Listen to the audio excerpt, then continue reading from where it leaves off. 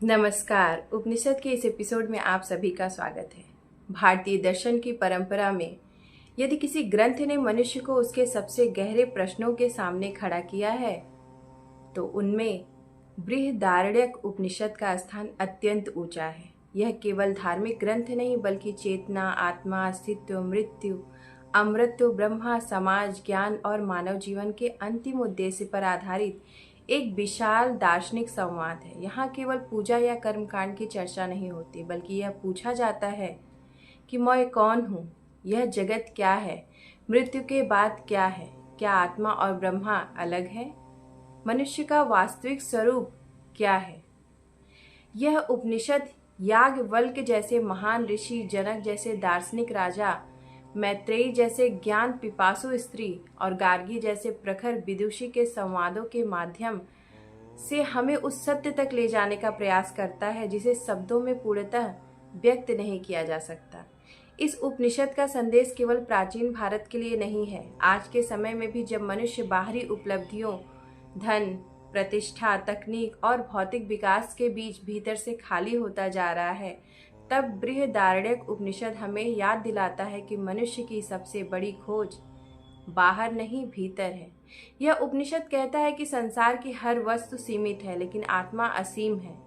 शरीर नश्वर है लेकिन चेतना का मूल स्वरूप अविनाशी है। जो स्वयं को जान लेता है वह संपूर्ण अस्तित्व को जान लेता है।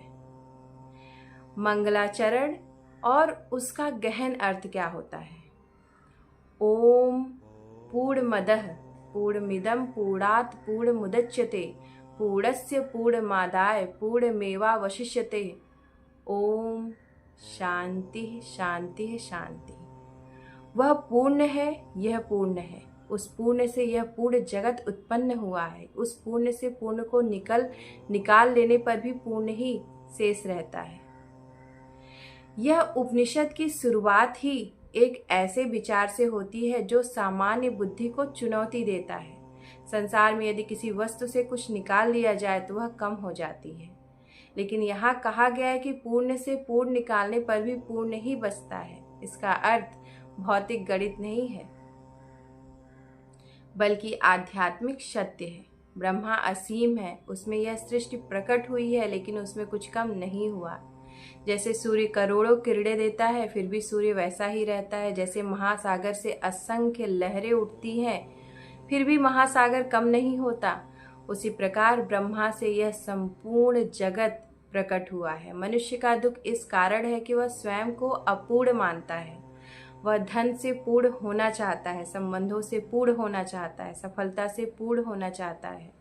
लेकिन उपनिषद कहता है कि तुम्हारा मूल स्वरूप पहले से ही पूर्ण है। समस्या यह है कि तुमने स्वयं को सीमित शरीर और मन तक बांध लिया है।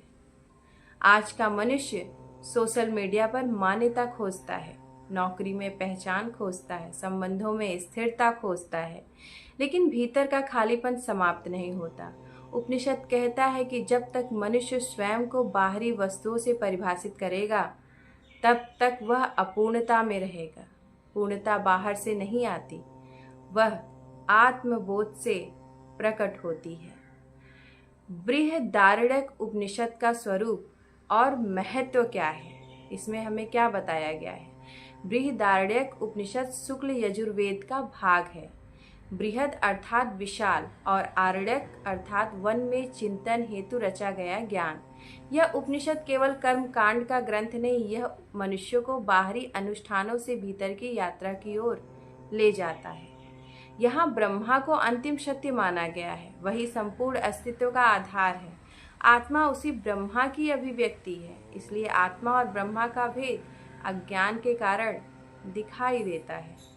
याज्ञवल्क्य इस उपनिषद के प्रमुख ऋषि हैं। वे केवल दार्शनिक नहीं हैं, वे अत्यंत तेजस्वी विवादकर्ता, गहन चिंतक और अनुभवी ज्ञानी थे। उनके संवादों में तर्क भी है, अनुभव भी है और आध्यात्मिक गहराई भी है। याज्ञवल्क्य और जनक, ज्ञान और सत्ता का अद्भुत संगम। राजा जनक केवल राजा नहीं थे, वे राजर्षि थे। उनके पास सत्ता भी और ज्ञान की प्यास भी। उनके दरबार में विद्वानों के शास्त्रार्थ होते थे। वहाँ केवल राजनीतिक चर्चा नहीं होती थी, बल्कि आत्मा और ब्रह्मा का गहन विचार विमर्श होता था। यह अत्यंत महत्वपूर्ण बात है कि भारत की परंपरा में ज्ञान केवल जंगलों तक सीमित नहीं थी। राज दरबार भी दार्शनिक चर्चा के केंद्र थे। जनक याज्ञवल्क्य का सम्मान करते थे, क्योंकि वे जानते थे कि बाहरी शासन से बड़ा है आत्मसम्मान और आत्मशासन। जिसने स्वयं पर विजय पाली वही वास्तविक ज्ञानी है। आत्मा और ब्रह्मा की एकता उपनिषद का सबसे बड़ा संदेश है। आत्मा और ब्रह्मा एक ही है। ब्रह्मा संपूर्ण जगत का आधार है। आत्मा व्यक्ति के भीतर वही सत्य है। मनुष्य स्वयं को सीमित मानता है, क्योंकि वह शरीर, मन, विचार और अहंकार से अपनी पहचान जोड़ लेता है।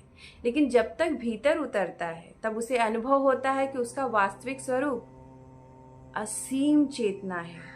याज्ञवल्क्य कहते हैं कि आत्मा प्रत्यक्ष है, लेकिन फिर भी मनुष्य उसे नहीं पहचानता। वह बाहर की वस्तुओं में ही उलझा रहता है। आज भी यही स्थिति है।